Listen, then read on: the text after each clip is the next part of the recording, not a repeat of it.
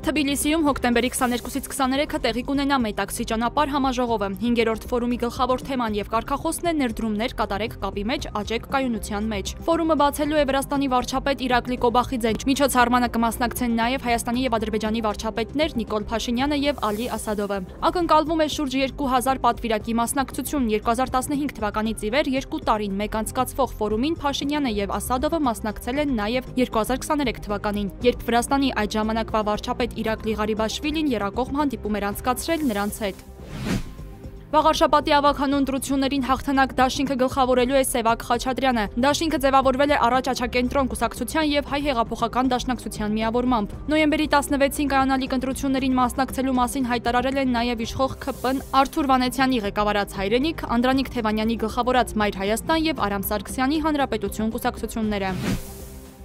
Քրեական վարույթը, որի շրջանակում կալանավորվել է փաստաբան Արմինե Հարությունյանը, առնչվում է Երևանի քաղաքացիական դատարանի դատավոր Գայանե Մազմանյանին։ Գործով շրջանառվում է նաև մեկ այլ դատավորի աշխատակազմի անդամի անունը, հայտնել են Factor TV աղբյուրները։ Մազմանյանը վարչական դատարանի նախկին նախագահ, այժմ դատավոր Արգիշտի Ղազարյանի կնոջ քույրն է։ Թեև Մազմանյանին առնչվող գործով փաստաբան Արմինե Հարությունյանը կալանավորվել է եւ մեղադրվում է դատական իշխանության ներկայացուցչին կաշառք ստանալու հարցում օժանդակելու մեջ, գործով որևէ դատավոր չի մեղադրվում կաշառք ստանալու մեջ։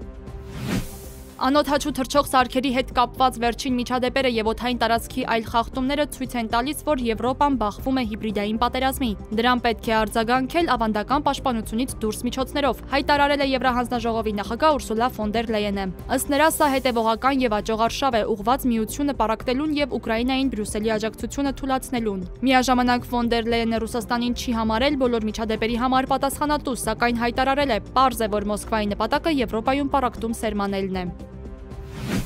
Ռուսաստանի նախագահ Վլադիմիր Պուտինը պնդում է, թե ռուսական զորքերը 2025 թվականին Ուկրաինայում գրավել են գրեթե 5000 քառակուսի կիլոմետր տարածք եւ որ Մոսկվան պահպանել է ռազմավարական նախաձեռնությունը մարտադաշտում։ Պուտինը նաեւ հայտարարել է, թե ուկրաինական զորքերը նահանջում են ռազմաճակատի բոլոր հատվածներում։ Ուկրաինացի զինվորականները մինչդեռ օգոստոսին Ռուսաստանի վերջին հարձակումը ձախողում էին անվանել, պնդելով ռուսական զորքերին այս տարի չի հաջողվել գրավել ուկրաինական ոչ մի խոշոր քաղաք։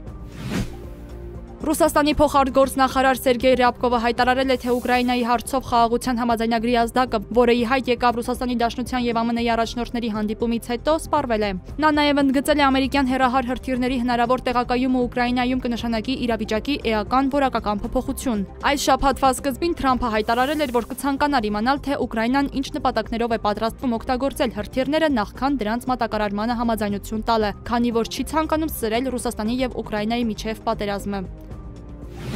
Հոկտեմբերի 7-ից դեկտեմբերի 6-ը Մցխեթա Ստեփան-Ծմինդա Լարս ավտոմայրուղու որոշակի հատվածում կսահմանվի երթևեկության հատուկ ռեժիմ։ Պատճառը Ստեփան-Ծմինդա գվելեթի հատվածում շինարարական աշխատանքների եւ ճանապարհային անվտանգության միջոցառումների իրականացումն է։ Սահմանափակումները նշված հատվածում կգործեն ամեն օր ժամը 6-ից մինչև 10-ը։